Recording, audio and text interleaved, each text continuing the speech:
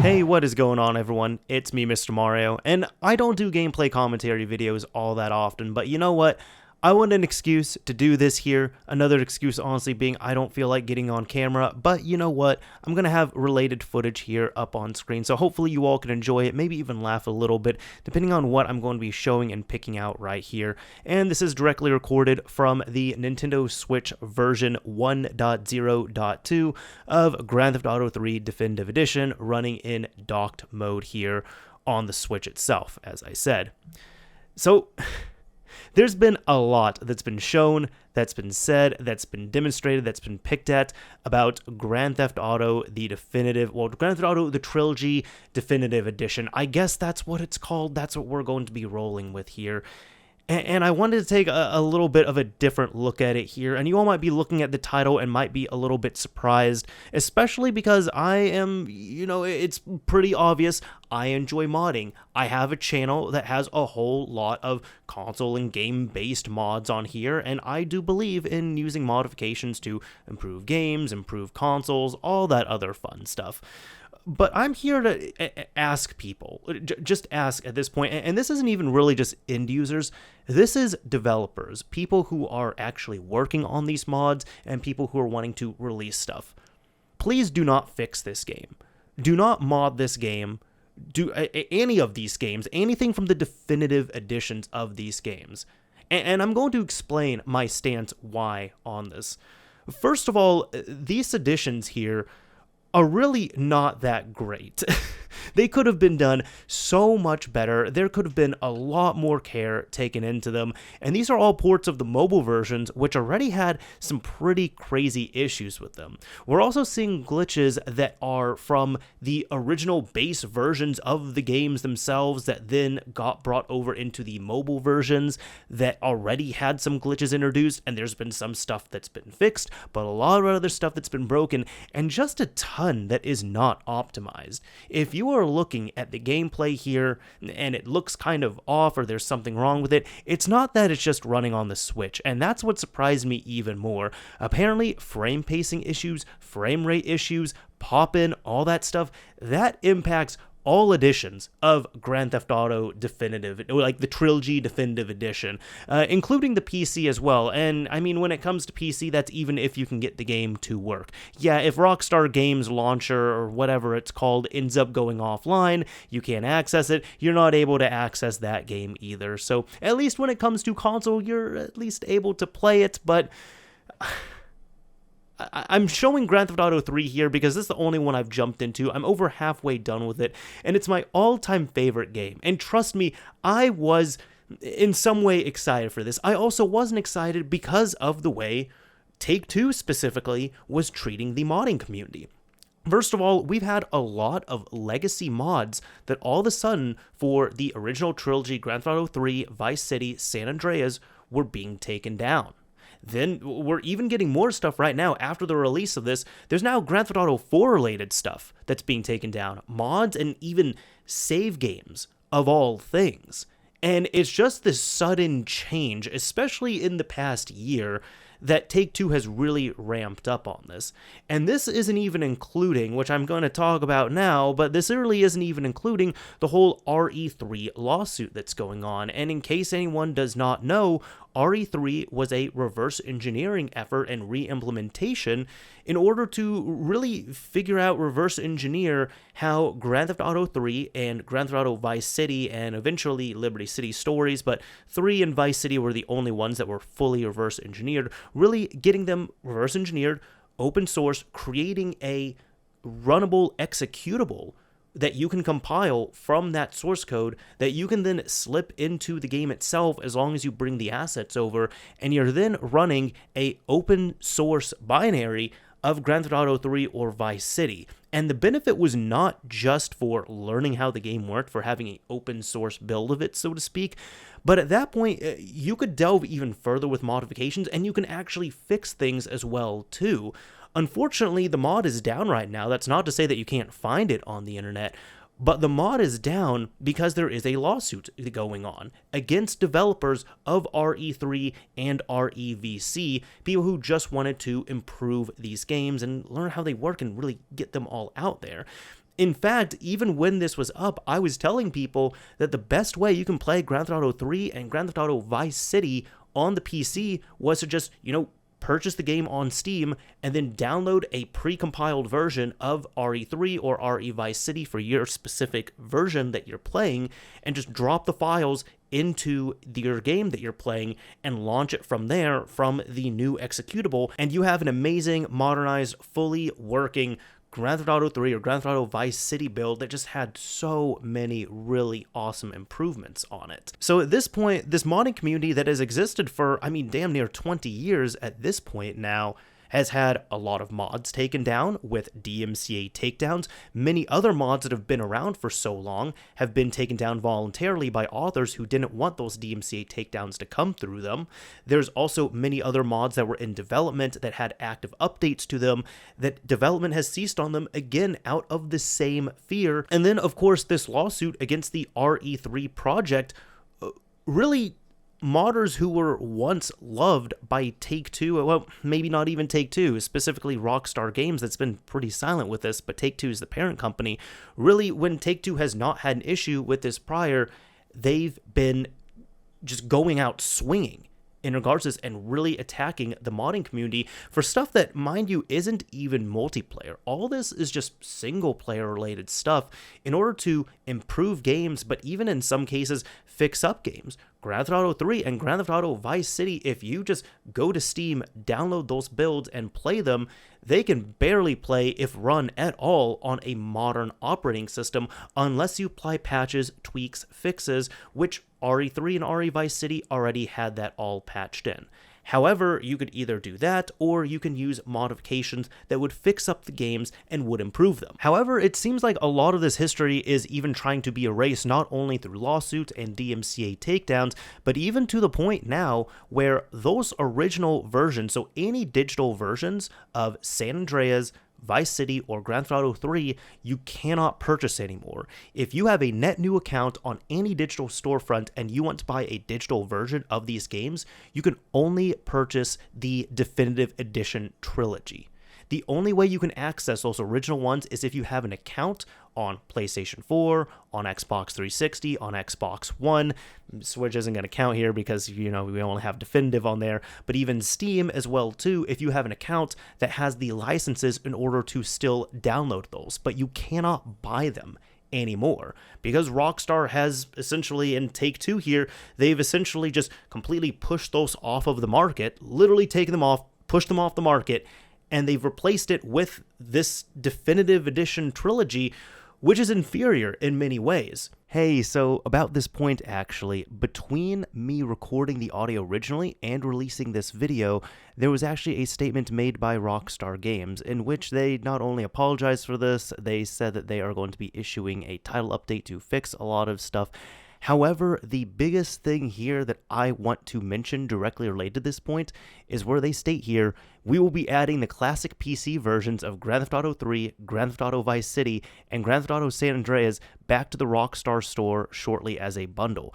Additionally, everyone who has purchased Grand Theft Auto the Trilogy, the Definitive Edition for PC from the Rockstar store through June 30th, 2022 will receive these classic versions in their Rockstar Games launcher library at no additional cost. We will update everyone as soon as these are back in the Rockstar store. So these aren't rolling back onto Steam or other platforms, but just the fact that this has been so botched that specifically on PC they have delisted the original titles and now they're going to relist them. I've never seen this before. Does it look better? Well, I mean, that's going to depend on who you're talking to. If they prefer this art style, if it actually looks, somewhat decent in someone's eyes here, you could say technically it's going to look better, but even that's going to be up for debate as well too when you're seeing something like, well, the Switch version right here. So why am I asking people, why am I asking developers, if I am so pro mod, why am I asking people to not mod this game? Obviously, it has issues. It needs to be fixed. And that is exactly right. And that, I'm going to say, is not the problem of the community. Yes, the modding community, especially on PC, has been there to improve games, to fix games, to do it out of a labor of love and really do this voluntarily. And I have nothing against that. In fact, I have nothing but respect for these mod developers. And what I'm saying here is not to slight any of them. And yes, this might be able to be applied the same argument to other games, but I'm specifically here talking about this release, these definitive editions of the Grand Theft Auto trilogy. I am asking people to not mod these games because these are brand new games that need to be supported, that they have enough backing, enough staff, enough money behind them that these should not have even released in this state. There's been many questionable things that have happened here in regards to this, like why would you pick the mobile ports in order to port from? Why would that be the base? I struggle to understand that. I really do. Why would there not be fixes in there that the community has had for years and years and just implemented, maybe not even from the community code, but just implementing it yourself in-house and putting it in your production code? Why hasn't that been implemented? That I do not understand. I really don't. So many original glitches that are in the original game that have been fixed by the community that are still in the mobile version and now therefore in the definitive edition, I'm not sure why they're there. Can these be fixed? Yes. Can textures be improved and fixed? Yes. Can so many other quality of life updates be fixed through mods? Yes. But should the modding community do this? No. In this instance, absolutely not. Not only because this is a brand new game that needs to be supported, but from all the previous minutes I was talking about here in regards to how Take-Two has treated the modding community, to me, I think it's very obvious that Take-Two does not want people modding the Grand Theft Auto games. Grand Theft Auto 3, Vice City, San Andreas. So many awesome mods, quality of life mods, and even just as little as saves that at least we've seen on Grand Theft Auto 4 have been taken down. There's been an effort to erase this and even take off and delist the previous versions of these games as well too. So if you're going to tell someone, hey, just buy the original versions on Steam and mod those, they don't have that ability unless they bought them, at least a few months ago at this point at the time of recording this. So if this game is going to stay completely broken because mods are not going to be released for this, or prolific developers of quality of life mods are not going to be working on it, I think that's completely fine. Take-Two has made their bed. They need to lay in it. Unfortunately, they're still going to be getting money for this release as well, too. Yes, I know they got my money as well. Look, I can't control myself when it comes to Grand Theft Auto 3. And on top of that, I was very curious. And you know what?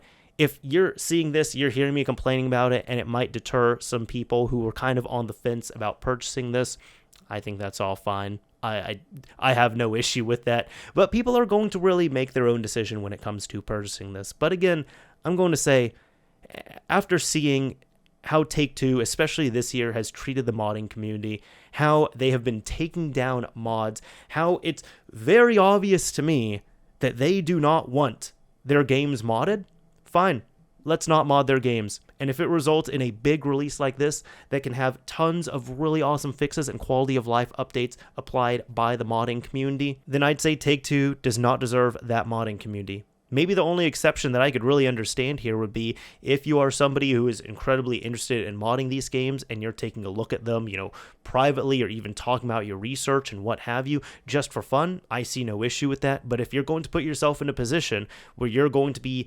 releasing a mod that is supposed to improve the game in some way and you're going to be supporting it and you're kind of on the hook for that, I would not recommend that. And that's not even from a DMCA or lawsuit standpoint or anything. This is just from a moral standpoint of how the community has been just thrashed and treated poorly by Take-Two. Yet again, if Take-Two does not want people modding and fixing their broken game, then that is completely fine. How about we just don't mod and don't fix their broken game? Just wait on them to do it. There's plenty of people over at these dev studios that I hope are competent, but at the same time, I'm not 100% sure when it comes to this release here. There's plenty of people who are competent, who are getting paid for this, and volunteers do not need to do that work that other people are getting paid for. Now, I do want to talk a little bit here at the end about what my thoughts are on Grand Theft Auto 3 on Switch, the definitive edition, at least so far. When it comes down to it, I know I had mentioned, questioning the competence of some of the developers that worked behind this, and I have to say, I feel like even in this video, I'm going to say I might be wrong right there. I'm not going to say that all the developers are incompetent on this. I'm not even going to say that a fraction of them are. But what this game feels like to me, it feels like that this was rushed when it comes to the release of it, the news of it coming out, how fast it ended up releasing, and even the state that we're all playing it in, and just the issues that people have been seeing. This feels more like a rushed game, if anything. But I am going to say as well, too, that can still be open to interpretation because this is from Grove Street Games, otherwise known as War Drum Studios, who were responsible for the mobile ports of the games, which, as I've said, are probably some of the worst ports of this Grand Theft Auto trilogy. Those ports were not good on mobile. They really were not. And I still struggle to understand why those mobile ports were chosen for console reissues and re-releases. Whether it was from Grand Theft Auto San Andreas on the Xbox 360, yes, that was the mobile port that was then ported over to the 360, or even these versions here that are all from the mobile port and are from everything from the Switch to the Xbox One, Xbox Series, PS4, PS5. But I will say I did hold out a little bit of hope, and I did decide to pick up this game digitally, and I downloaded it, and I was excited. And you know what? When it came down to it all as well, I was playing this. Of course, it's a single-player game, but I was playing this next to my girlfriend. She was playing the new Animal Crossing New Horizons update, and I was playing Grand Theft Auto 3, and I was so excited to get into it. There was just some childhood bewilderment there, where it's like, oh, I'm going to be experiencing Grand Theft Auto 3, my all-time favorite game, and she even had to calm me down a little bit. And then, after playing the game for like an hour or two, I'm even thinking now, just thinking back on those first couple hours, I was looking at everything critically, and it was very much a situation where I was like, this is definitely something that resembles Grand Theft Auto 3, and I can say that this is Grand Theft Auto 3. Is it good or bad? I'm still not sure at this point. She even asked me, are you liking it? Is it good? I said, I don't know. And then I look over at her, she seems to be enjoying this new Animal Crossing update that has a wealth of new features and just new stuff and new improvements on there. And I was like, that's what I want. That's what I wanted with my Grand Theft Auto 3. I wanted that bewilderment. I wanted that excitement. I wanted those improvements. Instead, I'm getting this right here. I'm getting this game that has this art style that I can't tell if I like it or not. And it has some improvements when it comes to, kind of the aiming on there, the camera that you can actually rotate around. When it comes to that stuff, sure. But then why is it that it's performing worse, I feel like, than the PlayStation 2 version did all those years ago? And that was maybe a little bit of something that was kind of nostalgic in a way. I do remember I didn't know the names and terms and all this when I was a kid, when I was playing this, but I remember when the game was kind of a little bit jittery, when it would slow down at times on the PlayStation 2, and I thought that was weird, but I tolerated it. So in some way, it was kind of nostalgic experiencing all these performance issues, except there's so many more on here.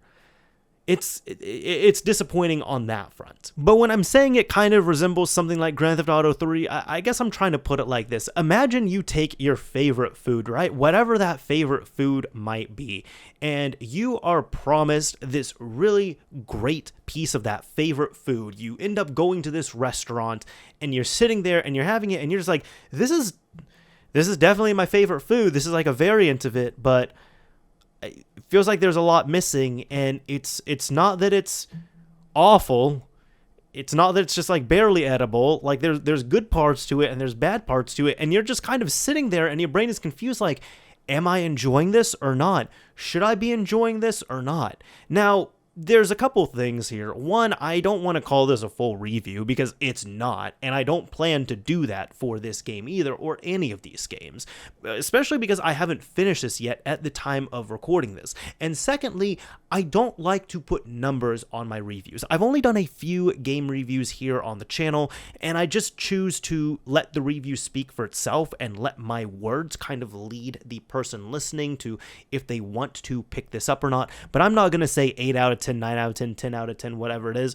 But you know, I think we're going to break it here, all right? I'm going to go ahead and put up a review score for this so far. If you want to know, kind of just boil this down, what my thought is on Grand Theft Auto 3 on the Switch, the definitive edition from the Trilogy on the Nintendo Switch, I would give this on a scale of 1 to 10. Are we ready here? Are we ready? I'm going to give this game the legendary score of a "this game boots" out of 10.